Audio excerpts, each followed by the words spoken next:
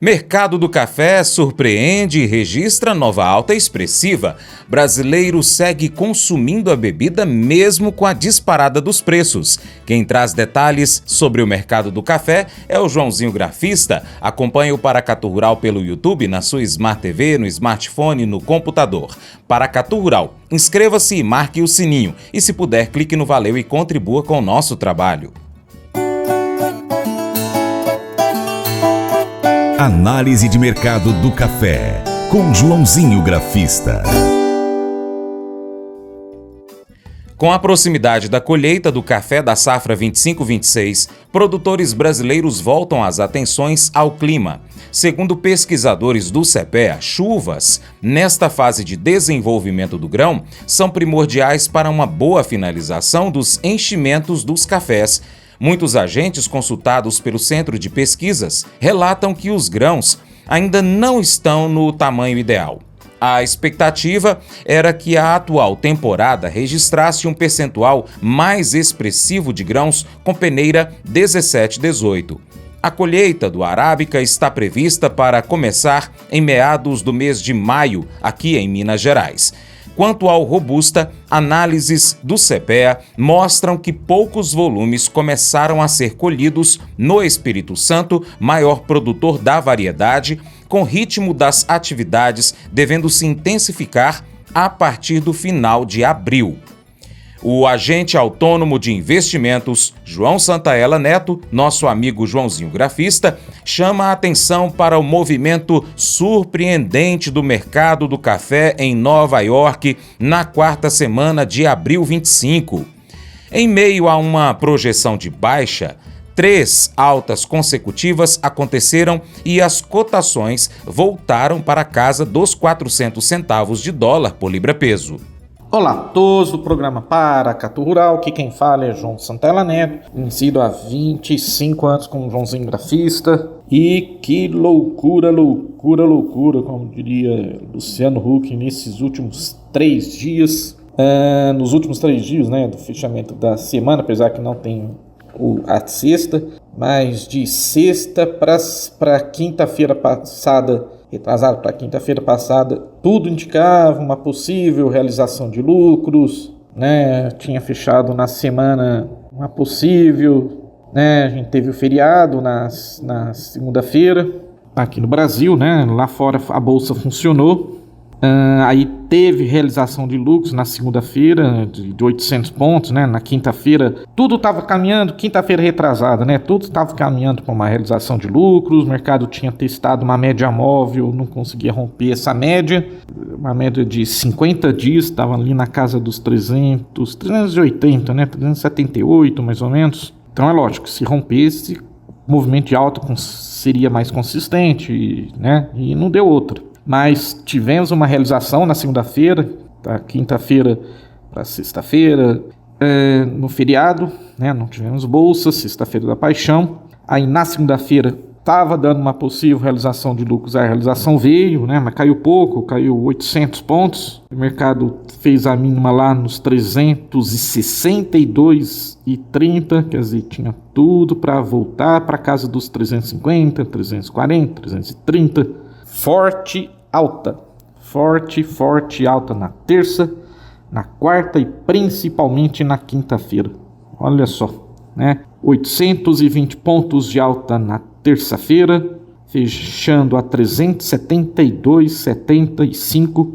Na quarta-feira, mais 1.300 pontos de alta, fechando a 385, testando a máxima de 390. Esse 390 era uma resistência fortíssima, né, de um canal de baixo que o mercado vinha trabalhando. Suporte 340, resistência 390. E aí, na quinta-feira, mais 1.305 pontos, fechando a 398,80. Chegou a beliscar 399,80. É lógico, só não rompeu porque muita opção de venda, né? O mercado de opções, que essas opções vão, né? A gente tem as opções de compra, as opções de venda, né? Conhecido como call e put. Essas opções do contrato do mês de julho, mas que vencem em junho, né, na primeira, segunda semana de junho. Então essas opções muita opção de venda nessa região aí, né? 400, 405, 410. Então, quer dizer, se o mercado não... que eu estou apostando, né? Eu estou apostando que daqui a um mês o mercado não vai conseguir ficar acima de 400. E aí eu procuro venda.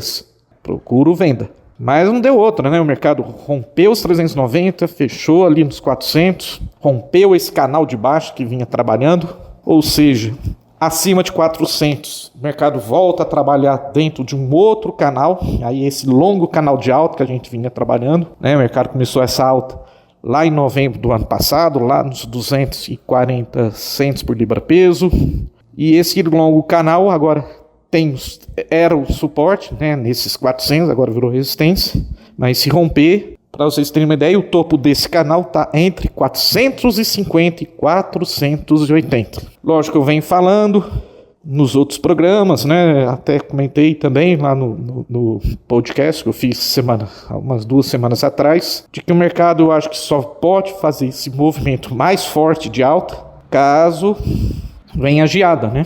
Graficamente o mercado fechou sobrecomprado, então a tendência agora é de uma realização de lucros, que é normal depois dessas altas fortes. Como é que ficou o mercado físico? Quinta-feira, Cerrado Mineiro, quinta-feira 24 de abril, né? Bebida dura 20 de cata 2.590, 15 de cata fechou a 2.620. Café cereja fino cerrado 2.800, tá? Sul de Minas 20 de cata 2.590, 15 de cata 2.610, cereja bebida boa 2.740, Conilon Vitória, base Vitória, né? Tipo 6, R$1.715, tá bom? Joãozinho Grafista comenta um dado importante divulgado pela Associação Brasileira da Indústria do Café, a ABIC, que aponta para um aumento do consumo interno da bebida no primeiro trimestre de 2025. A alta surpreende, uma vez que nós tivemos uma disparada dos preços nas gôndolas dos supermercados. Bom, bastante notícia aí para passar para vocês. Tivemos um evento muito importante que envolve boa parte da cadeia, né, cafeira, principalmente torrefadores, né, é um evento realizado pela ABIC. Esse evento aconteceu em Campinas, estado de São Paulo, e esse evento chama-se Em Café, né, e algumas palestras, muitas palestras tiveram por lá, entrevistas, né, importantes players do mercado, importantes, né? Presidente da BIC comentou bastante coisa aí e vou estar passando para vocês, tá bom? Então vamos lá. Bom, então vamos lá, né? De acordo com o presidente da Associação Brasileira de Indústria do Café, né, da ABIC, Pavel Cardoso, né, ele concedeu uma entrevista à agência Safras News durante o 30º Em Café. Então, como comentei, é o Encontro Nacional do Café, realizado pela ABIC, Associação Brasileira das Indústrias de Café, ocorrido nos dias 23 a 25 de abril, lá em Campinas, estado de São Paulo.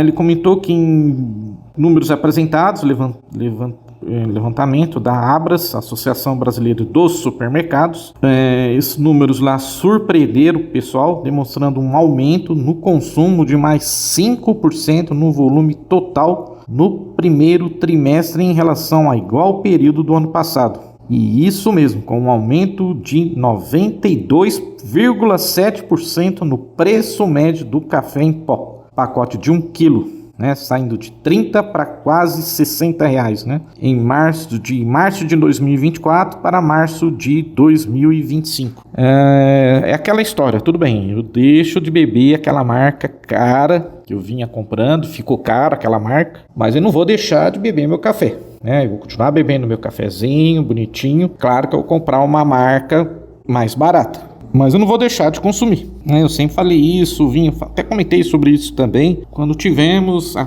comentei até aqui, né, Francis, aqui no nosso programa Paracatu Rural, né? Ainda não existia o nosso programa lá da rádio de Coromandel, né? Mas enfim, então eu lembro que eu comentei que Mesmo na pandemia, você não deixava de beber café. Até aumentou o consumo naquela época. O presidente da ABIC também disse que o consumo em 2024, o consumo chegou a 22 milhões de sacas, um aumento de 1,1% frente a 2023, considerando que o ano teve uma escalada de preços e o desafio a ser atingido em 2025. Falando sobre as dificuldades da indústria com o aumento do café verde, o presidente da ABIC exemplificou que uma indústria de pequeno porte, em novembro do ano passado, pagava R$ 1.300 a saca entre arábica e robusta. E hoje essa mesma indústria está pagando R$ 2.000 numa saca de conilon, né? Uma safra velha, e mais de R$ 2.400 a saca no arábica. Então é um impacto pesado no capital de giro da indústria. A ABIC trabalha junto com o Conselho Deliberativo da Política do Café, né, o CDPC, com o objetivo de destinar maiores recursos do Funcafé para a indústria recompor o capital de giro dos seus negócios, tá bom?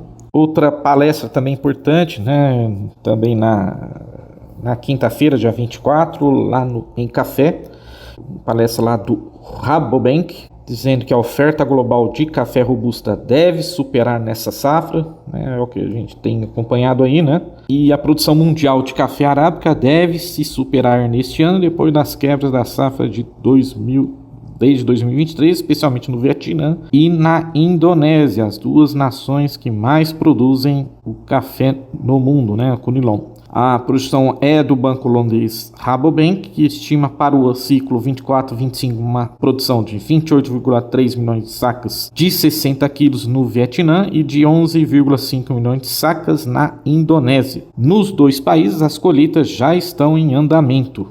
Eles complementaram, né? Não há ruídos negativos sobre os resultados de produção de café robusta da Ásia nos próximos meses, com manutenção do volume da safra do Vietnã em 24-25 no patamar de 28 milhões de sacas, um bom indicativo para o mundo, afirmou Guilherme Moriá, ele é analista do Rabobank, durante o segundo dia de encontro nacional do café organizado pela BIC, lá em Campinas. O especialista do banco lembrou que, mesmo a expectativa sendo boa, o volume não alcança o recorde da região, que foi de 30 milhões de sacas na safra 21-22 do Vietnã. Se não me engano, o SJ, né, ele até estava prevendo que seria esses números, né, para a próxima safra, e com certeza deve ter diminuído, né?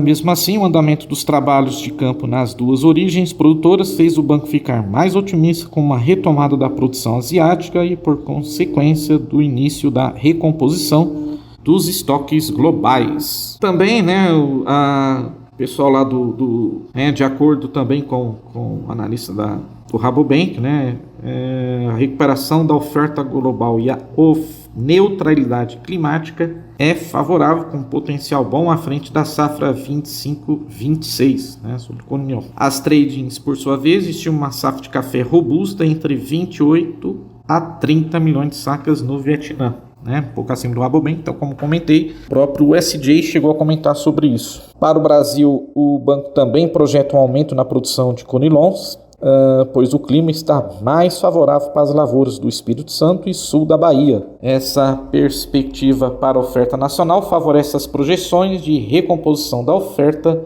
global. Comentou também um pouco sobre o arábica, né? Os agentes de mercados preveem uma redução na produção de café arábica no Brasil devido à seca. O Rabobank estima que a colheita de arábica na safra 25-26 fique por volta de 63 milhões de sacas, enquanto as tradings brasileiras projetam um volume próximo a 65,9 milhões de sacas, segundo Carlos Santana, né, teve uma palestra dele, né, chefe da divisão de café da empresa Interagrícola de Santos, a famosa EISA. Também na palestra do Santana, né, o estoque global de café, somando as duas variedades, mapeado para 30 de junho deste ano, deve ser de 12 milhões de sacas. Isso representa apenas 60 dias da necessidade do mercado. Para o executivo da EISA, haverá um aperto de oferta de cafés para a indústria global até o primeiro semestre de 2026, mas o potencial será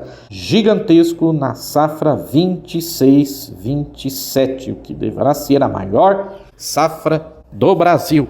Vai café. Apesar que eu acho que eu tava, na minha humilde opinião, eu acredito que seja anterior. Eu acredito que a 25, 26, né, você tá projetando a 26, 27, então, como dizem os nossos mineiros, você tá doido, né?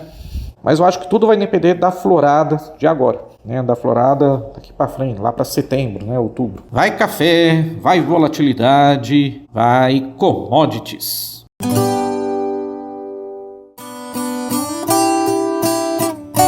Em Filipenses capítulo 4, versos 6 e 7, nós encontramos um dos versículos mais difíceis de obedecer em toda a Bíblia.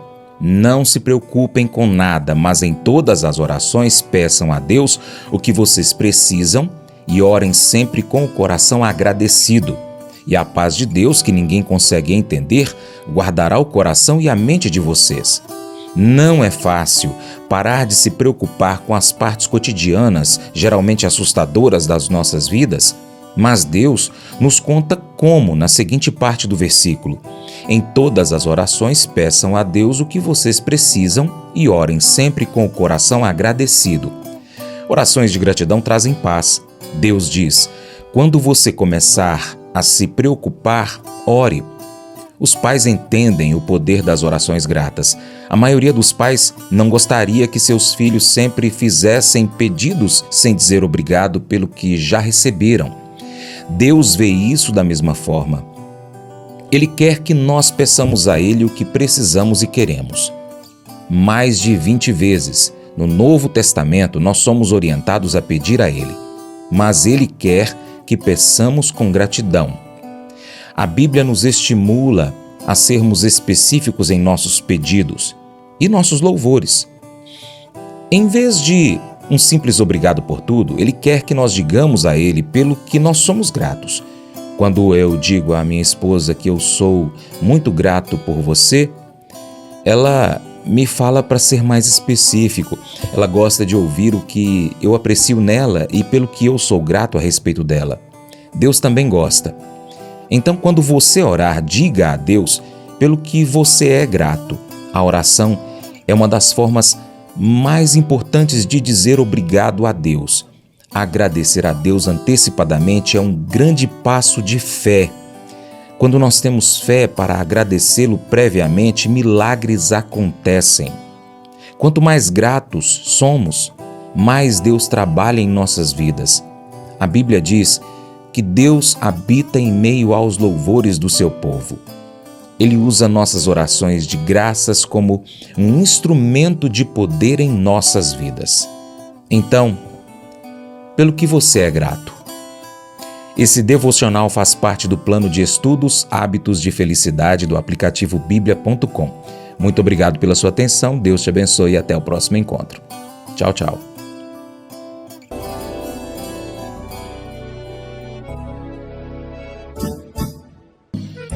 Acordo de manhã para prosear no mundo do campo, as notícias escutar. Vem com a gente em toda a região com o seu programa Paracatu Rural. Tem notícias, informação e o mais importante, sua participação. Programa Paracatu Rural. Programa Paracatu Rural.